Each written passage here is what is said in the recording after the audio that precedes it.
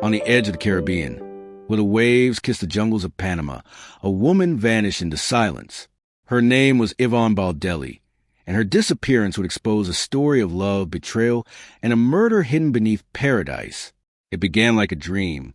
Ivonne, 42, was bright, charming, and independent, a California native who had once served her country in the U.S. Army. She had an eye for adventure, and after leaving the military, she built a life that many envied, stylish, confident, and ready for something new. But in 2011, that something new came in the form of a man, Brimager, a decorated Marine with a dark shadow behind his polite smile.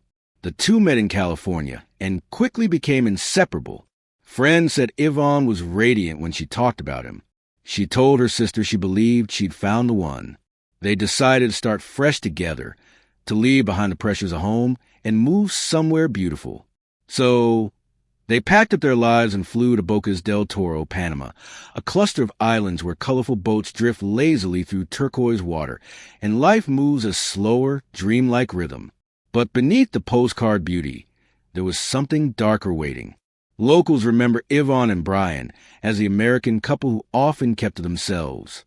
At first, they seemed happy, laughing, taking walks along the water, enjoying their small apartment on Isla Colón. But as weeks turned into months, the calm began to crack. Neighbors began to hear shouting. One local said later, "You could hear her crying through the walls." Something wasn't right. Ivonne's sister, Michelle, would later recall how Ivonne's tone changed in her messages. She started sounding nervous, uncertain, like she was walking on eggshells. Still, Ivonne tried to make it work. She told friends she was homesick, but wanted to push through, that Brian was just under stress, that things would get better once they settled. Then, in November 2011, Ivonne's messages stopped. Her social media fell silent. Her phone went dead. And her family, thousands of miles away, knew something was terribly wrong. Michelle began calling anyone who might know where her sister was. Friends, the U.S. Embassy, local authorities, but the answers were vague, confusing. Brian told them Ivonne had left him, that she'd gone to Costa Rica with another man. He even sent emails, supposedly from Ivonne, saying she was fine, that she just needed space. But something about those emails didn't feel right. The words didn't sound like Ivonne. The tone was off, cold, mechanical, almost copied. Michelle knew her sister's voice, and this wasn't it. Days turned into weeks, weeks into months. Still, no sign of Ivonne. When Brian returned to California alone, her family's dread turned to panic. They pleaded with the FBI for help. And soon, investigators began to uncover a web of lies, messages that didn't match Ivonne's typing style, transactions on her bank account that didn't add up, and witnesses who said they saw Brian leaving Panama abruptly with all their belongings and Ivonne's small dog. What happened to Ivonne Baldelli? Where was she? And why did the man she trusted most seem to be running from something? What the investigation would uncover next, buried beneath tropical soil, would confirm every nightmare her family feared. When Ivonne Baldelli disappeared from Bocas del Toro in November 2011, it was as if she'd been erased from a map. No trace, no phone calls, no bank activity, nothing. But to her family, silence was proof of something terrible. Ivonne wasn't the kind of woman to vanish without a word. She was responsible, close to her sister, deeply tied to her parents. For her to suddenly run away didn't make sense. Yet Brian Brimager, the man she loved, the man she'd moved halfway across the world to be with, had an answer for everything. He told friends and police that Ivonne had left him for another man, that she'd taken her things, withdrawn cash, and fled Panama to start a new life. But as investigators would soon discover, none of that was true. When the U.S. Embassy began its inquiries, inconsistencies appeared almost immediately. Brian's timeline shifted every time he spoke. One day he said she left in anger. Another day he said she'd gone calmly. But what stood out most were the emails. Emails supposedly written by Ivonne days after her disappearance. They were polite, detached, and emotionless, the complete opposite of her usual warm tone. She told her sister not to worry, that she needed a break. But when agents compared those emails with previous messages, they found obvious differences. Phrasing, punctuation, even the way she signed her name. It was clear. Someone else had written them. That someone was Brian. The FBI's Digital Forensics Unit would later trace the emails to Brian's own laptop. He had sent them to Yvonne's family, pretending to be her, trying to buy himself time. Meanwhile, back in Panama, locals began to speak. Neighbors remembered shouting from the couple's apartment the night Yvonne disappeared. One said it sounded violent, like something broke. The next morning, Brian was seen cleaning the room and burning something outside. A foul smell drifted through the air, sharp, chemical, unmistakable. Soon after, he packed up. He sold Yvonne's belongings, loaded their things, and left the island with her dog, alone. No one saw Yvonne again. When Brian landed back in California, he acted as if nothing had happened. He reconnected with an old girlfriend, the same woman he'd been secretly messaging while still with Yvonne. And within weeks, he was living with her. But his calm facade didn't last long. Federal agents had started connecting the dots. Emails traced him. Withdrawals from Yvonne's bank account after her death. A dog microchip scan in the U.S. that proved he'd taken from Panama. The same dog Yvonne adored and never would have abandoned. Then, in 2012, Panamanian police made a grim discovery. Deep in a wooded area on Isla Carnero, a small island across the water from where the couple lived, construction workers found fragments of human remains, bones, a piece of cloth, and a single military-style dog tag. It bore the name Ivonne Baldelli. Forensic tests confirmed what her family already knew in their hearts. Yvonne was gone, murdered and buried in the soil of the paradise she'd hoped would be her new beginning. The discovery shattered any remaining illusion of innocence. The FBI, working with Panamanian authorities, began to piece together the timeline.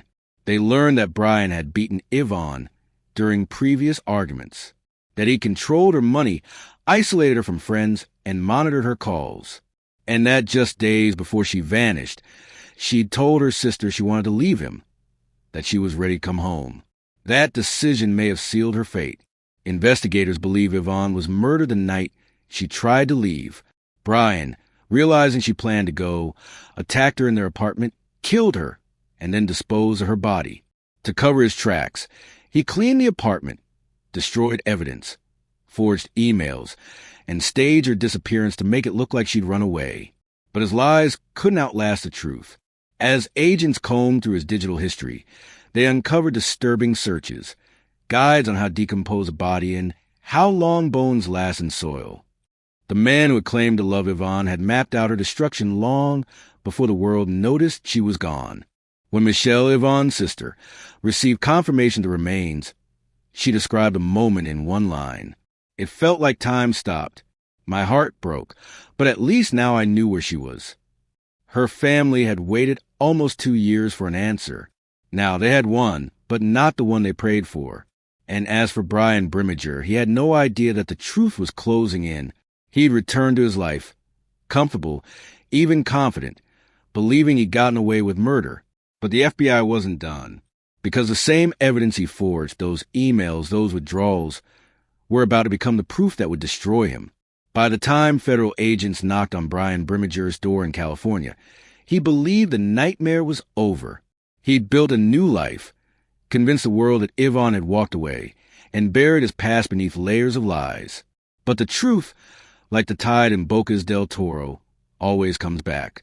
In June 2013, almost 2 years after Yvonne's disappearance, the FBI arrested Brian Brimager. The charges: obstruction of justice, making false statements, and covering up a murder.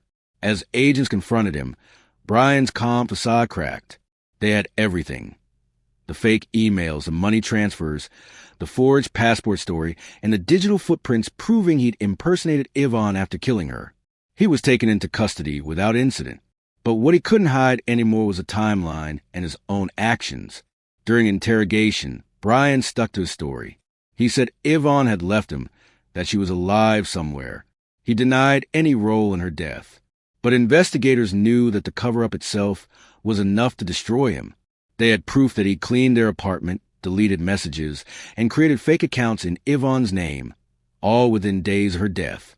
The most damning evidence came from his own computer. Forensic analysts found that the so-called Ivonne emails were written on his laptop, on his account, and sent through his network connection. There was no way around it. He had forged her digital ghost. In 2015, Brian Brimager stood in federal court. The murder itself couldn't be tried in the U.S. It happened in Panama, but the lies he told afterward were federal crimes. And every one of them painted a picture of guilt. Assistant U.S. Attorney Mark Pletcher told the court, this wasn't a panicked mistake. It was a deliberate, calculated effort to erase a woman from existence. The FBI presented their findings. Emails Brian sent pretending to be Ivonne. Cash withdrawals from her account days after she was dead. Photos of him and his new girlfriend using Ivonne's belongings. The dog he'd taken, the same one she loved, now in his possession.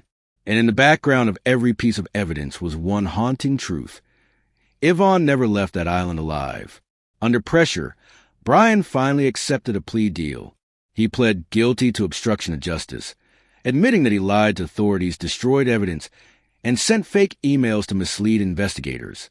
It wasn't a murder conviction, but it was an acknowledgement of guilt, a legal scar that tied him forever to Ivonne's disappearance and death.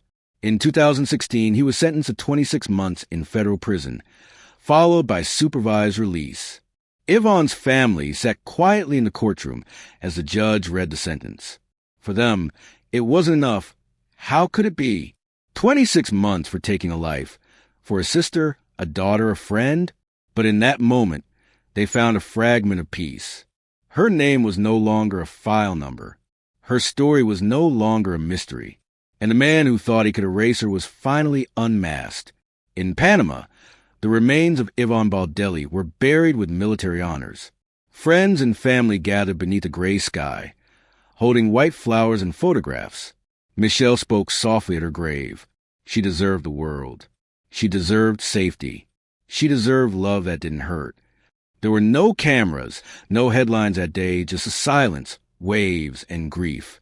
For the people who knew Ivonne, her story became a warning, a reminder that danger doesn't always come from strangers, and that paradise can sometimes hide the darkest truths.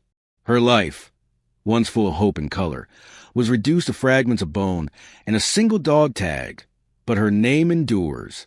Ivonne Baldelli, a soldier, a sister, a woman who trusted love and lost everything to it. Years later, her case still echoes across both countries, Panama and the United States, a symbol of resilience, persistence, and justice pursued across oceans. As the credits of time roll on, her family continues to honor her memory, not through revenge, but through remembrance, through the simple act of saying her name. Because even when the truth is buried, love and memory refuse to die. Fade out.